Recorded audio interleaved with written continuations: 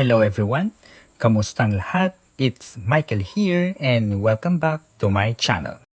Today, ang gagawin ko naman is something different dahil hindi bougainvillea plants, orchids, and ornamental plants ang aking topic. And my agenda for today's video is magtatanim ako ng gulay and my focus vegetable is palong or eggplant in English. These are my eggplant seedlings na ang aking background ay yung mga grafted bugis ko na kagagawa ko pa lang. I have 11 seedlings kasi may pa-free na isa. And yung iba ay ibabahagi ko sa pamangkin ko para may tanim din sila. And this is my very first vegetable video, though nagtatanim din talaga ako ng iba't ibang gulay and fruit-bearing trees. And as a matter of fact, may na-share akong short video sa aking ampalaya or bitter gourd. I usually plant vegetables from seeds, which it takes a longer time bago lumaki from the time of sowing to seed germination and maturity. It takes forever. Charot, biro lang. Pero sa pagtatanim talaga is all about patience and it takes a lot of energy. Kaya naman saludo tayo sa mga masisipag nating farmers. Kaya thank you sa inyo.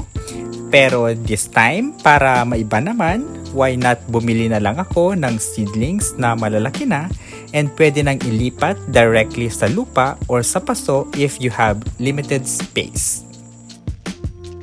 These seedlings ay nabili ko lang ng 10 pesos per piece, which is not bad na kasi malaki na talaga.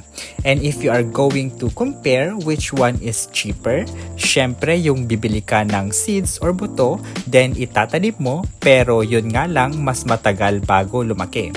And if yung purpose mo lang naman ng pagtatanim is for personal consumption, okay na yung bumili ka ng seedlings na malalaki na.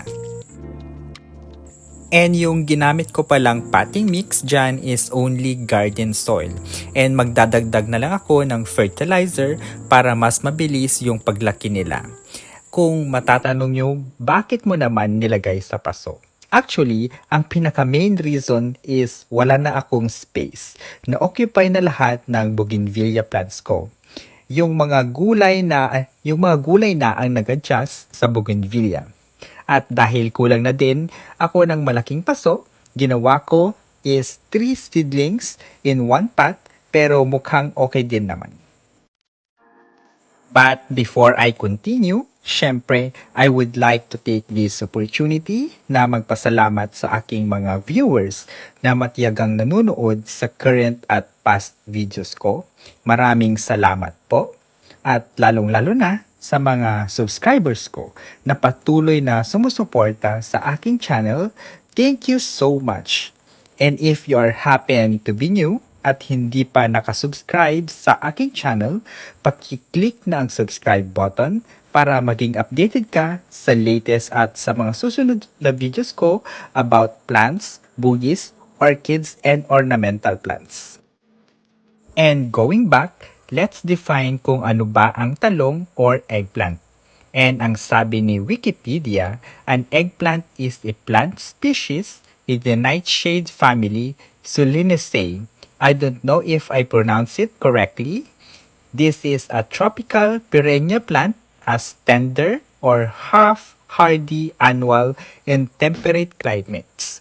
Diba sa tropical areas, yung talong ay perennial, meaning nabubuhay siya na matagal or more than a year, unlike sa mga malalamig na lugar, nagiging annual lang ito at tinatanim lang ito during spring to summer. At nabanggit din na ang eggplant is classified as a berry based on botanical definition. And tapos pala, nung nabili ko itong mga seedlings, ang mali ko lang ay hindi ko natanong kung anong klaseng talong ito.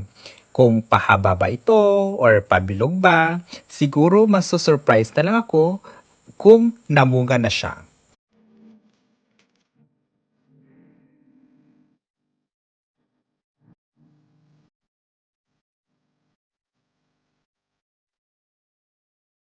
So, there you have it guys. Thank you so much for watching at makakaasa kayo na pagbubutihan ko pang gumawa ng mga relevant videos for vegetables. Kaya don't forget to subscribe, stay safe and healthy, and we'll see you in my next videos. Bye-bye!